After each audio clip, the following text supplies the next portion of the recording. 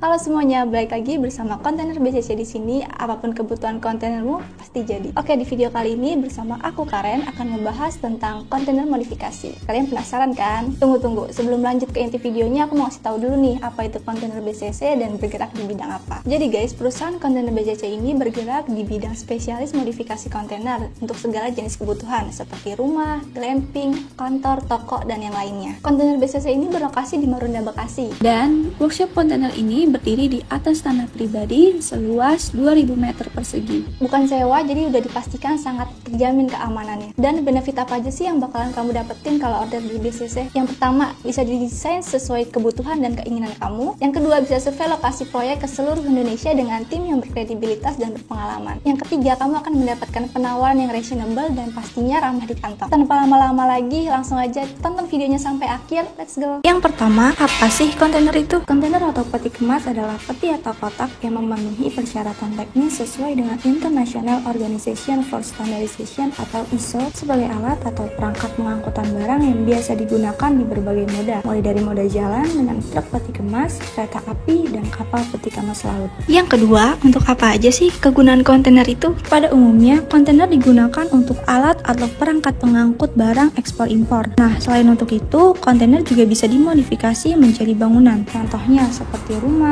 kafe, toko, kantor, glamping, dan yang lainnya yang dibangun dari kontainer. Lalu gimana sih prinsip dari kontainer modifikasi ini? Untuk kalian yang tertarik membangun properti dengan material kontainer, yuk kenalin lebih dulu prinsip kontainer modifikasi ini. Yang pertama, pemilihan lokasi yang tepat. Dalam membangun kontainer modifikasi, udah pasti dibutuhkan lahan. Sebelum proses pembangunan kontainer modifikasi, pastiin dulu ya, kamu udah merancang peletakan instalasi di dalam area tersebut. Yang kedua, perancangan struktur kontainer. Kontainer emang pada dasarnya disiapkan untuk ditumpuk sejajar ke atas. Karena itu, perhatikan struktur bangunan pada saat kamu membuat pintu atau jendela di dinding kontainer. Jangan sampai kamu salah membuat pintu atau jendelanya, karena hal itu bisa melemahkan strukturnya. Yang ketiga, perencanaan utilitas dan sistem mekanis. Bangunan kontainer membutuhkan ruang untuk jalur pipa, air bersih, listrik, dan sistem pendingin udara. Lalu, gimana dengan ukuran kontainer jika ingin dijadikan bangunan? Jadi guys, pada dasarnya kontainer ini sudah memiliki ukuran baku dari International Organization for Standardization yang terdiri dari beberapa ukuran. Di antaranya, yang pertama, kontainer 10 feet dengan dimensi panjang 3 meter kali lebar 2,5 meter kali tinggi 2,5 meter. Yang kedua, kontainer 20 feet dengan dimensi panjang 6 meter kali lebar 2,5 meter kali tinggi 2,5 meter. Yang ketiga, kontainer 20 feet high cube dengan dimensi panjang 6 meter kali 2,5 meter kali tinggi 3 meter. Yang keempat, kontainer 40 feet dengan dimensi panjang 12 meter kali lebar 2,5 meter kali tinggi 2,5 meter. Kontainer 40 feet high cube dengan dimensi panjang 12 meter kali lebar 2,5 meter kali tinggi 3 meter. Nah, kalau kamu ingin jadiin bangunan kontainer ini bisa di custom ukurannya sesuai dengan kebutuhan kamu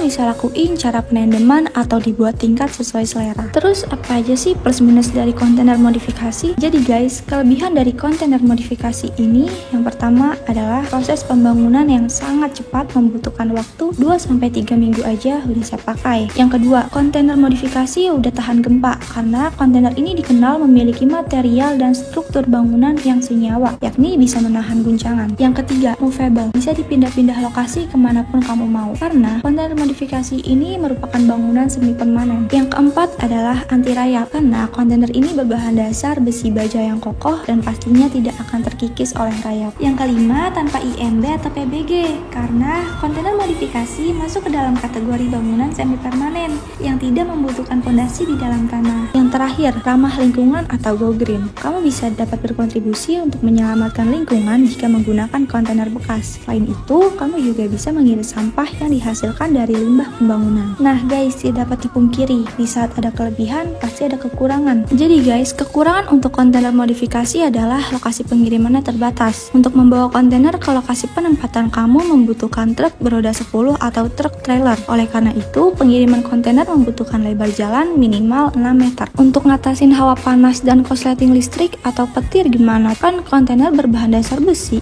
Tenang aja guys, untuk ngatasin hawa panas yang ada di dalam kontainer, seluruh bagian interior kontainer sudah dilapisi dengan peredam glass wool dan aluminium foil. Nah, kalau untuk ngatasin korsleting listrik atau petir, kontainer udah diinstal grounding jadi sangat terjamin keamanan dan kenyamanannya. Nah, itu dia guys, pembahasan tentang kontainer modifikasi. Gimana? Keren kan? Kontainer juga bisa dijadikan untuk hunian yang aman dan juga nyaman loh. Dan buat kamu yang berminat untuk memiliki bangunan kontainer seperti ini, kamu bisa klik link di bio, lalu scroll ke bawah untuk dapetin nomor marketing kami. Jadi, tunggu apa lagi? Yuk buruan hubungi kontak marketing kami dan wujudin kontainer impianmu sekarang juga. Be fast, more efficient.